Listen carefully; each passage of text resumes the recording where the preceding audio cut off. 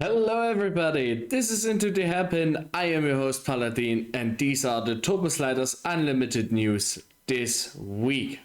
First of all, let's talk about vacation mode because next week I won't be here on Monday because I'm on vacation, and the week onward I will be home but still on vacation. And since the Turbo Sliders Unlimited community also decided to don't have a lot of big events planned, I think it's best for my vacation schedule and everybody else to just do small update videos on the news on Mondays, which will probably be YouTube shorts, so keep an eye out of that. That also helps me to see if they perform better than these normal news videos, then maybe I'll switch to them indefinitely. And maybe I'll do one different video apart from the news. I have several ideas I want to do, but maybe I have time to do one or two. Let's see what comes from this. And on Thursday in 2 weeks, on the 28th of August, there will be, of course, an official F1 broadcast here live on Into the Hairpin. I think it's Sanford, and yeah, keep an eye out for this. I will definitely put an update on this one with recap and all of this.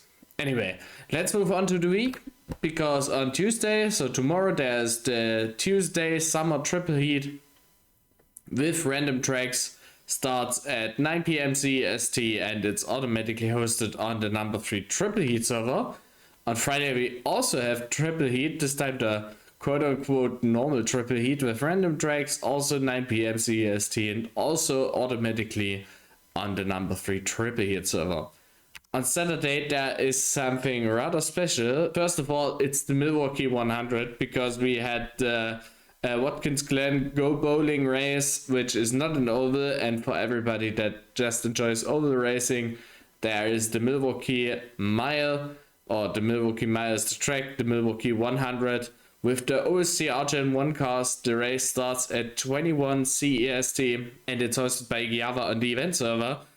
But the special thing with this is there are a lot of special oval rules, special oval things, like it is done in real NASCAR races. So let me just read it out from the Discord. First of all, yellow flags procedure. During the race, I will remind of it thanks to message typing automation. So Ikiava managed to automate these blue messages that you see in your screen. When the yellow flag is shown, cars must slow down and all overtaking must cease, like in every other series. This is already crazy. However, during yellow flag, pit road closes, so no pitting.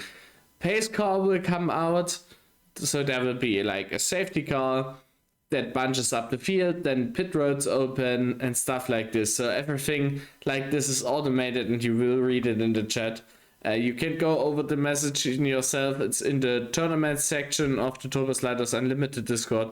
And yeah, this special event is really, really cool. I bet it took Igiava a lot of time to organize and get everything to this into movement. So yeah, it would be cool to have a lot of people show up. Oval racing is really great. I can always recommend it. It doesn't take a lot of preparation. It is so much fun. It's flat out speed all the time. And you have, in my opinion, one of the best racing experience you can have in ovals. So it would be nice to see a lot of people. On Sunday there will be the Salty Cup number 3, which means there will be no Sunday Cup, because this time Neophilis hosts the Sunday Cup, so that Ande can take a little more time off. The tracks will be selected by Neophilis. Race start at 9 p.m. CEST and it's hosted by Neophilis on the Sub1 Euro server, although I'm not quite sure about the server, so maybe check out the in-game message or check out the Discord to learn further information about this. Let's talk about the Go Bowling at the Glen race, which happened on Thursday. So Hendrik, starting from P2, took took the overall victory, which is really nice. He is driving for my team, followed by Dremet in P2, then McVison in P3, Umpa P4, and me in P5. Thales finished P6, then comes Taxi Vader, Yuki, Ikiawa, Radi, and Mr. Bubbles in 11. Had an accident and was basically out of contention for the race. For the championship, this means that I move a little further up to McVison, but McVison is still nearly 100 points ahead, so that will be very hard to still catch him.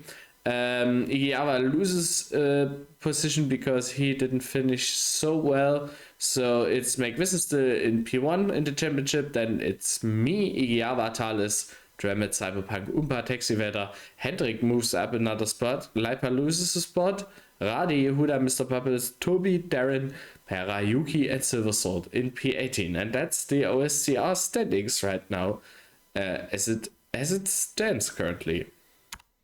For the team championship, it means that VSR is still in number 1. We took a little bit out of their points tally, but not as much. So Team Softer's Ford is still in P2. Then comes Divebomb Toyota, Suit Racing, Interstate Chevrolet, Ghost Team Ford, and Toyota Racing, Yuki Racing Toyota in P7 with a new team, but already scoring 18 points, which is quite impressive. All right, I still have 2 more things. Recommendation first of all, because the weekend was packed with great motorsport spectacle. There was an IndyCar race. There was 3 Australian Supercars races at Queensland Raceway. So if you want to see the Australian Supercars go at each other in Queensland, go over to their YouTube channel, watch the highlights. Really interesting. Not a lot of action going on in my opinion, which was unfortunate. But what I wanted really to show you is here the NASCAR Xfinity Series, which is the junior category of NASCAR. And they also raced at Watkins Glen. The Cup race in itself was also great, but the Xfinity Series, especially here the extended highlights, such a great watch. Honestly, I really recommend it. These 14 minutes, they flew by. There's so much action going on. Connor Sillage, who eventually took the victory, is such a great driver, and he had so good fights. He even collided with his teammate, which was also very unfortunate, and there was a big accident, as you can see here on the picture at the end. My second recommendations from the weekend were the 2 DTM races at the Nürburgring, which you can both find in the official DTM channel. Under the live section, there is the replay. They are available both in English and in German, although the German version could also be found at the RAN Motorsport channel. So yeah. Race 1 had a lot of actions into turn 1, which was crazy. You will see a gaffer tape repaired Ford Mustang, and race 2 had great strategic battles here, shown by Marco Wittmann's beautiful green BMW from Schubert Motorsport, who eventually took P2, and it was a great 2 great DTM races overall. I highly recommend you watch this, and I hope this are some good recommendations for the week for you, so that you are also up to date on all the important motorsport content. All right, this is it for the news this week. I hope you enjoyed it. I hope you liked it, and see you on the racetrack or next week. Paladin out.